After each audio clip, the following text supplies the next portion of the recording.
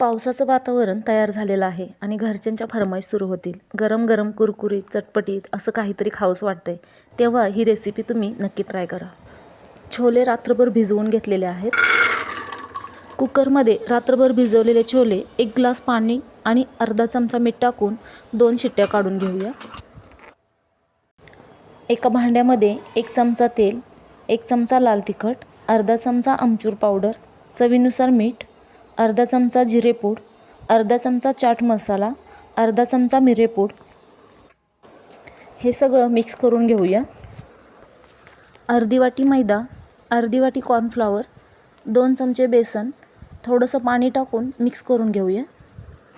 हे पीठ भजीच्या पिठापेक्षा थोडंसं पातळ करून घेऊया. या पिठामध्ये शिजवून घेतलेले छोले मिक्स करून घेऊया.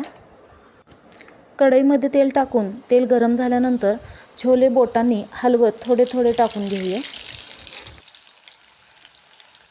थोडंसं भाजल्यानंतर हे काढून घेऊया. पुन्हा एकदा आपण हे दोन्ही एकत्र करून डबल फ्राय करून घेणार आहोत.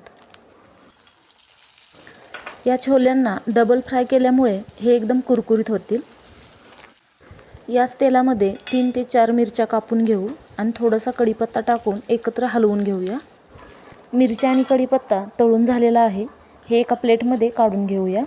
तुमच्याकडे या रेसिपीला कोणत्या नावाने ओळखतात हे कमेंटमध्ये सांगा. एका प्लेटमध्ये काढून थोडीशी मिरेपूड आणि थोडंसं लाल तिखट टाकून हे चांगलं मिक्स करून घेऊया. ही रेसिपी आवडल्यास लाईक करा आणि सबस्क्राईब करायला विसरू नका.